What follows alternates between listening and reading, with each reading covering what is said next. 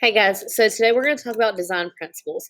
This is one of those things like color theory, color mode, the design process, as well as typography that we pretty much will apply to everything that we do. So there are 6 main principles for design. I like this little analogy. A design is crap. So contrast, repetition, alignment, and proximity plus balance and white space.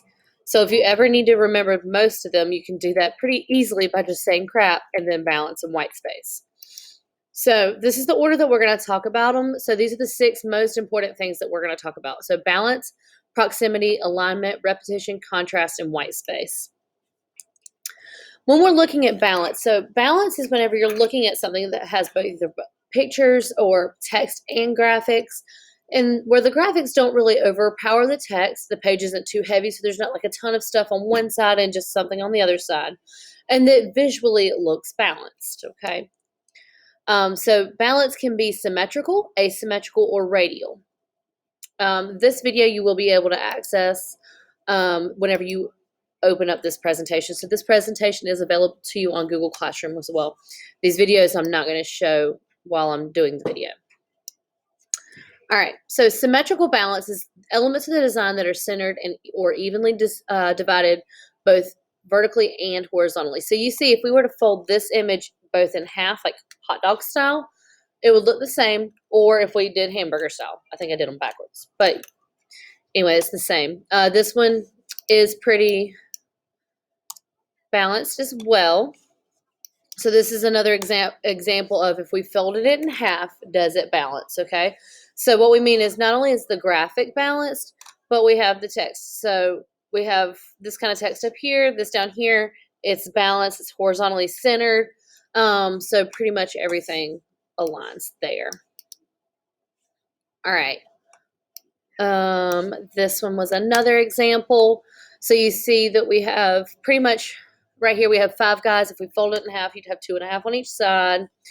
Everything just looks to be balanced, whether it's graphics and text. There's not too much text, not enough graphics, and vice versa. And as I go, I may be deleting a few different placeholders that I didn't realize were still in there. All right, so this is a ketchup bottle advertisement for Heinz ketchup. Basically, it's saying they use real tomatoes in their ketchup, but it's shaped like a bottle. Everything is centered and aligned. It's not too much text. And sometimes you can actually use blank space, which we'll talk about later, to help balance your design. All right, asymmetrical balance. So this is when things are off-center alignment created with odd or mismatched number of elements. So right here we can tell that these 2 flower Pac-Man situations are not exactly balanced. They're not the same color. However, they make it feel balanced, okay? And so there's a lot over here, a lot over here. It's off-center, a little wonky, but that's what asymmetrical balance would be. An example of that in real life would be like this Inception poster, whereas originally we had just the first side of it right there. This one includes a lot of blank space, but it's balanced because we have the graphic on one side and the text on the other, and it seems visually balanced. All right, this one is also very visually balanced. The main focus of the video of the advertisement is over here, but we do have enough to take over with this girl who's kind of blurred out. We have enough right here, so it does look still visually balanced, even though, because if it was blank, it would kind of be like, why didn't we use that extra space? All right. This one is off center as well. So we have the graphic is very heavy on this side, and the main focal point of the graphic is over here on the right-hand side. But on the left-hand side right here is where we also have a lot of text. And so because this is telling us this part of the image is not important, this is. Right? Radial balance is when elements radiate or form in a swirl or circular path. So this would be an example of that. This one is also an example of that. We have this down here. We have this kind of situation right there that gives that illusion. All right, so we have something in the center here. We have a rabbit out in the center, and you can see the letters are going around. That's radial balance. All right, proximity. So distance between elements on a page. This is used to demonstrate a relationship or a lack of relationship between the different elements, and it helps you create organization. So we have proximity and unity. There's two different ones right here. Okay. We can see with the title and the way that things are laid out. So we have, you can see the subheadings are in different places. The size of the text is different. This right here, with the picture, you can tell it's describing that picture. However, on this one, it does not look like it's related. So this would be like, excuse the bell, unrelated, and this would be related. All right. Proximity before and after.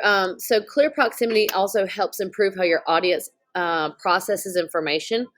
So this example is talking about rising action and false summits. So we have Frodo from those of us that are related to the Lord of the Rings.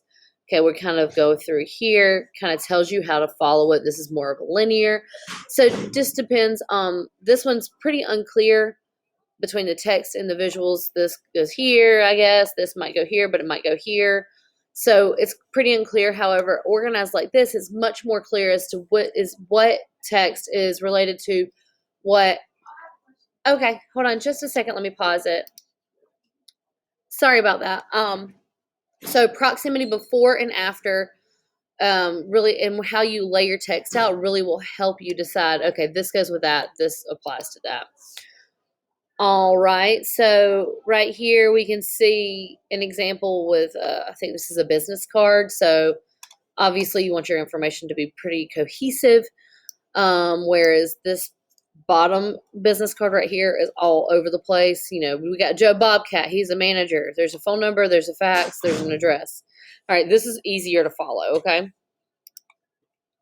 Alignment. So alignment creates order, organizes your page elements, groups items, and creates visual connections. So this applies to both graphics as well as text. So if we're looking at either graphics or text in this situation, let me get rid of that.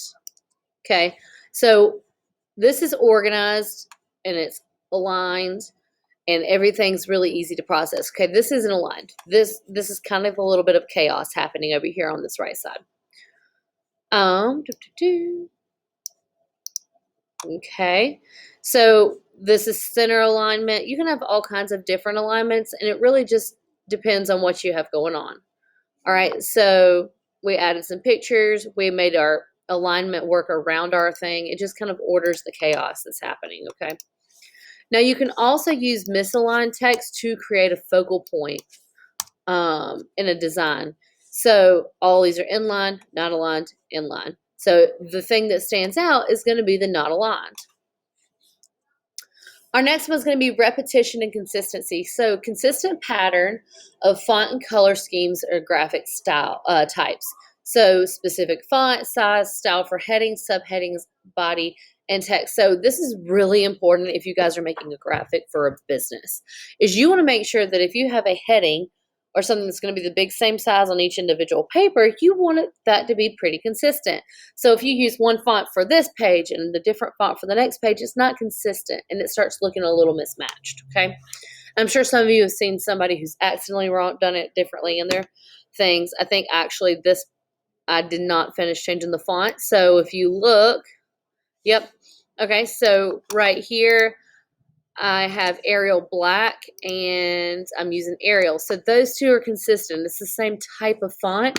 However, earlier I had started going back through and I forgot to go back and finish. I was changing to a different font. So graphics and balance. So that is not consistent. So I dinged myself there. But it works for this example. Okay. So repetition and consistency. This is different, just ways you can show stuff. So at the beginning of each paragraph, using a W or an R and like this colored, or completely repeating everything multiple times just kind of makes people extra aware. This is a repetition of graphics or design.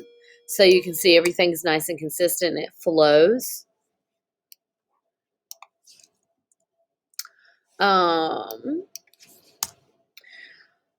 So we have repetition, so you can repeat color, shape, texture, thickness of lines, size, spatial relationships, and so on. So using repetition and consistency throughout an organization really makes it just feel really unified.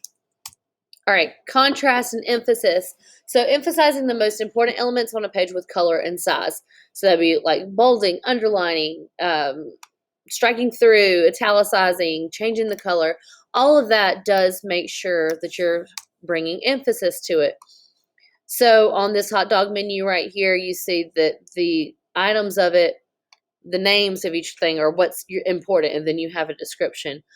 You have a little image on a big page, you bust out of the box, something coming out of something. It makes it just seem more realistic and more attention grabbing.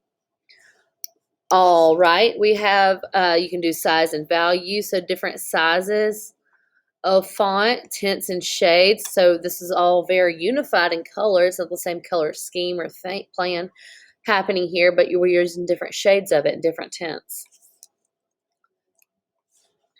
Adding color. So adding color in specific places, like the Photoshop assignment you guys do where you turn the pumpkin orange for the little girls on top of the little girl's head. All right, so that's making that color stand out.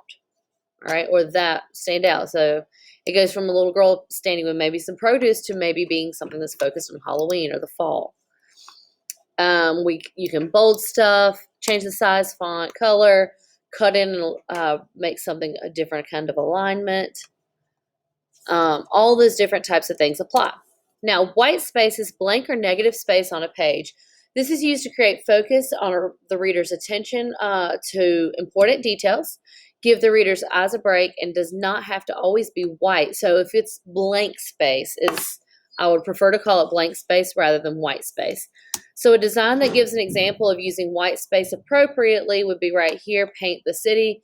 You can tell that it's a paint bucket, but you also see the city line, so that does a double application. Blank space before, so there's a whole lot of stuff happening right here. It's really tight.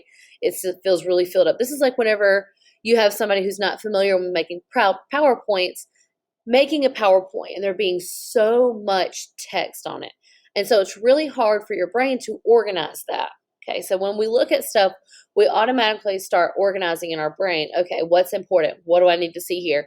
And when there's tons and tons of words, that's really hard to tell. So if we look at the after side, you can see there's some alignment added, there's some blank space, it's cleaner, and my brain can process that a lot easier.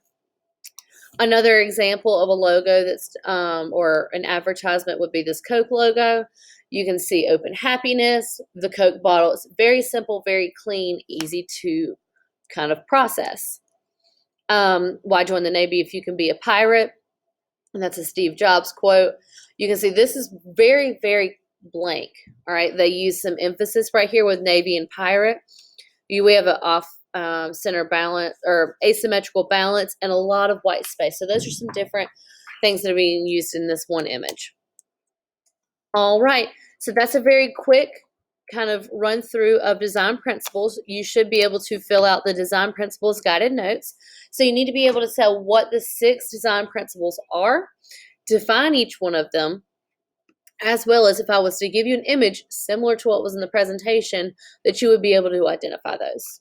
If you have any questions, please let me know.